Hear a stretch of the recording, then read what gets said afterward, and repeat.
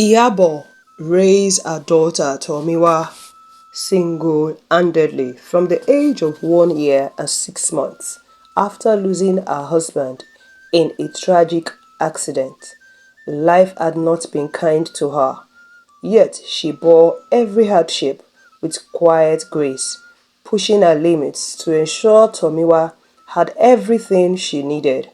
Iyabo had never remarried, fearing a new relationship would take time away from the daughter she cherished above all else. Day and night, she worked tirelessly, selling fruits and vegetables on the streets to make ends meet. Tomiwa's journey through school was paved with Iyabo's sweat and sacrifice. When the time came for university, Iyabo had no means to send her only child, so she left her faith in prayer. Miraculously, a scholarship through their church provided Tomiwa the opportunity to pursue higher education. That blessing was the turning point in Tomiwa's life, but it also marked the beginning of a slow, painful estrangement between her and her mother. As Tomiwa graduated and landed a prestigious job, she distanced herself, feeling embarrassed by her mother's simple lifestyle and humble appearance. One day, Tomiwa met a man who loved her and plans were soon underway for a wedding.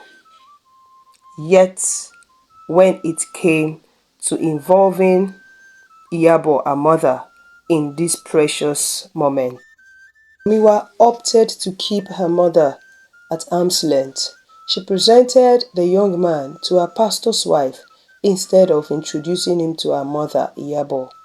Claiming her mother had requested this arrangement, Tomiwa even went as far as convincing the pastor's wife that her mother wanted the pastor's blessing as a substitute for her own. As the wedding day approached, Iyabo was filled with nervous excitement, believing this was the day her sacrifices would be rewarded. She borrowed a simple but presentable dress from a church friend and tied her hair back, hoping her daughter would be proud. When Tomiwa saw her, however, she was horrified. "Mom, why didn't you try to look better?" Tomiwa whispered, avoiding her gaze. "I mean, this is my wedding." Those words cut through Iyabo, leaving her bewildered. She had no time to process the shame that flooded her heart. As Tomiwa walked away, Iyabo followed her daughter to the church service, quietly sitting in the back as the ceremony unfolded. Tomiwa's father's friend, a man Iyabo barely knew, walked her down the aisle. After the ceremony, Tomiwa turned to her mother with a cold stare. "Please, don't come to the reception. It would be complicated to explain," she murmured, casting a glance around to ensure no one overheard. Iyabo felt her heart shatter. She was left standing alone, abandoned and unseen, tears filling her eyes as her daughter walked away. At the reception, the moment arrived for the parents of the bride to be welcomed. The groom's family was announced with joyful fanfare, but when the MC called for Tomiwa's family, there was silence. Guests began murmuring, looking around for Iyabo. Tomiwa's mother, who was nowhere to be seen in the crowd. The groom, sensing something amiss, went to his bride, Tomiwa. "Where is your mom?" he asked quietly, concern evident on his face. Tomiwa's face flushed with discomfort. She stumbled over her words, offering only vague excuses. The groom, Dio, grew increasingly unsettled, eventually stepping outside to search for her. Outside, he found Iyabo, Tomiwa's mom, sitting alone, clutching a borrowed dress, eyes red from crying. The groom knelt beside her, placing a gentle hand on her. "Are you Tomiwa's mom?"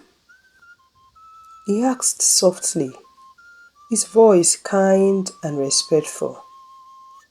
Iyabo nodded, overwhelmed by the gesture. "I don't want to intrude," she whispered. Dayo's heart ached as he listened to her. He took her hand and, ignoring Tomiwa's prior requests, led Iyabo into the reception. Silence fell over the guests as he brought her to the head table, placing her hand in his. "This is my mother-in-law," he announced, his voice filled with warmth. "Today, we celebrate her as well. She raised a beautiful, intelligent woman, my wife. She deserves to be honored here." The crowd erupted into applause, and Iyabo finally allowed herself a tearful smile. Tomiwa, overcome with shame, felt the weight of her actions crush her. She realized in that moment the gravity of the choice she had made and the irreparable distance she had placed between herself and a woman who had sacrificed everything for her. After the reception, the groom, Dio, could sense the tension and coldness in Tomiwa towards her mother, and he grew increasingly concerned. He was raised to honor family and could not understand how Tomiwa, blessed with such a loving mother, could treat her with indifference. That evening, after the guests had left and they were alone, Dayo gently confronted her. "Tomiwa, I don't understand. Your mother worked so hard to raise you, to give you a future," he said softly. "Why would you treat her this way?" Tomiwa looked away, avoiding his eyes. "You don't understand, Dayo. She kept me back. She could barely send me to the university. It was a church scholarship that got me to the university. But she kept you fed, sheltered, and safe until then, didn't she?" Dayo pressed. "Those were her sacrifices, Tomiwa. She loved you enough to do everything she could alone, and she even let go of the chance to find her own happiness to focus on yours. Tomiwa, I'm not sure you're getting it right. Tomiwa had no answer, and for the first time, she felt the weight of her choices. Over the next few years, Dayo remained close to Iyabo, Tomiwa's mom, visiting her often and sending her money, gifts, and food to make her life more comfortable. Tomiwa noticed her husband's loyalty to her mother, and while it made her uncomfortable, at times she let him continue out of respect for their marriage. When Tomiwa became pregnant with their first child, Dayo was overjoyed.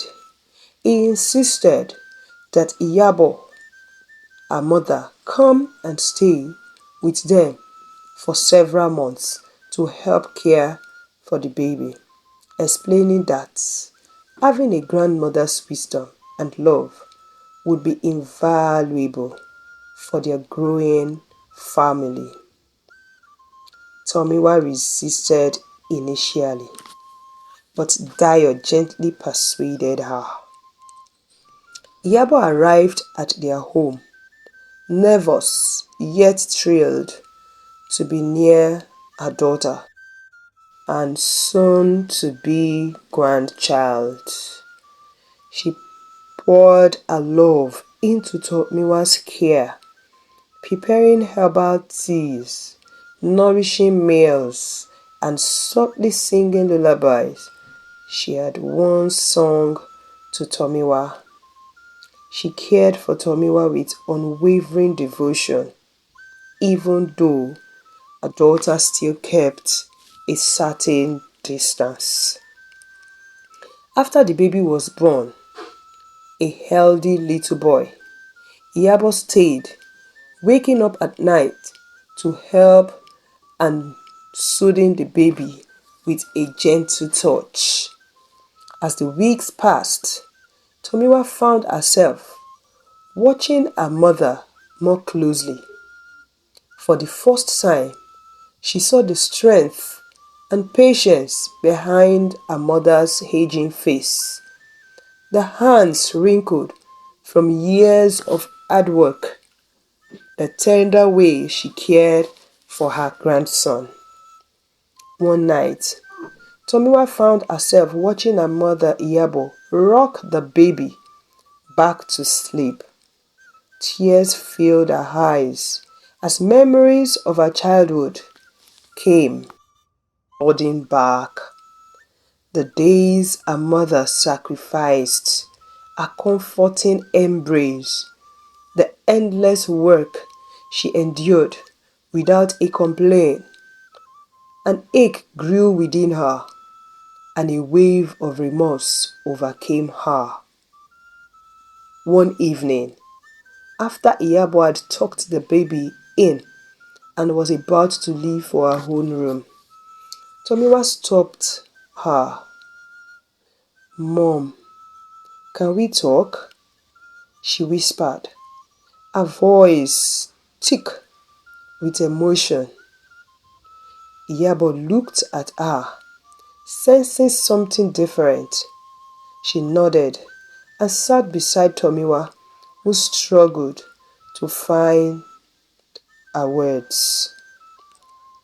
I I am so sorry, Mom," Tomiwa finally managed, her voice breaking. "For all the times I ignored you, for making you feel unwanted at my wedding, for not recognizing everything you sacrificed for me. I was ashamed. I thought people would look down on me because of where I came from. I didn't realize that you were the reason I made it at all." Tears filled Iyabo's eyes, and she reached over, taking Tomiwa's hand in hers. I've loved you every day of my life, Tomiwa. I only ever wanted to see you happy. I'm sorry, Mom. They embraced, both of them weeping. Finally, healing years of wounds and unspoken pains. Tomiwa felt a warmth she had not known in years. The wall she had built between herself and her mother finally came down, and in its place was a profound sense of love and respect. From that moment, Tomiwa embraced her mother Iyabo with an open heart. Iyabo, her mother, became an integral part of their family, helping raise a grandson and sharing wisdom and stories. Dayo continued to cherish her, grateful that her presence brought peace and love in their home. Dayo wouldn't let his mother-in-law out of his sight. 2 years after, Tomiwa had a set of twins, and Iyabo, her mother, was the happiest grandma as she took care of Tomiwa and the twins. Their home became more beautiful as Tomiwa could go to work without fear of what's happening to her children. Iyabo took care of her grandchildren, and Dayo was grateful for the gifts of Iyabo in his life. On their 5th year wedding anniversary, Dayo threw a big party to celebrate the years so far and majorly to celebrate his mother-in-law, the woman that gave birth to his wife. He said, "Today is special because I got the best gift anyone could ever ask for, my mother-in-law." Years later, when Iyabo passed peacefully in her sleep, surrounded by her daughter, son-in-law, and grandchildren, Tomiwa wept deeply. But this time, her tears were of gratitude. She had been blessed with a mother's love, a love that never judged or abandoned, a love that in the end taught her the true meaning of family. Dayo and Tomiwa organized a befitting burial ceremony for Iyabo, a mother that sacrificed all, a loving and caring mother. After the burial ceremony, Tomiwa knelt down before Dayo, her husband, to thank him. She said, "My crown, my husband, my brother, you have made my life beautiful. Thank you for being everything you are to me. Thank you for taking away my shame. Thank you for not leaving me in my ignorance. Thank you for not just being a husband, but a son to my late mom. I love you." Dayo took her hands and helped her to stand and gave her a tight hug. He said, "It's okay, my darling wife. I am happy today that we were able to give mom a befitting burial. I am happy for you that you understood it, and today you are not regretting, because if you had not realized it on time, by now we both would have been regretting it. I love you too. Thank you for being a wife and being the mother of my children. The morals I got from the story: honor the ones who raised you. Love, care, and sacrifice are priceless gifts, especially from a mother. No matter how life changes, one should never forget the hands that guided and protected them. Those who raise us with sacrifices and dedication deserve our respect, no matter their appearance or backgrounds. Marriage is built on family. A marriage based on lies and denial cannot stand firm.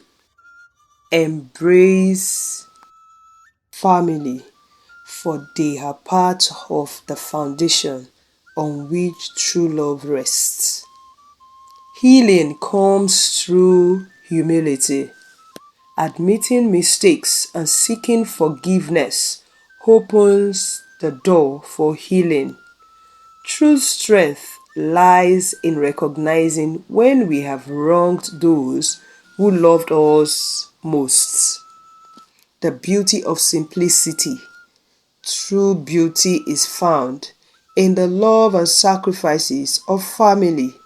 A mother's worth cannot be measured by material wealth or appearance, but by her unwavering devotion and care. A mother's love is timeless and unconditional. Despite years of distance, Iyabo loved her daughter, Tomiwa. Family bonds may be tested, but the true love finds a way back, healing the hearts and leaving a legacy of compassion.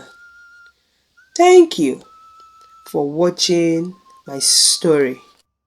Share with me what you enjoy and what you learned from the story. This is African Tales by Ewa.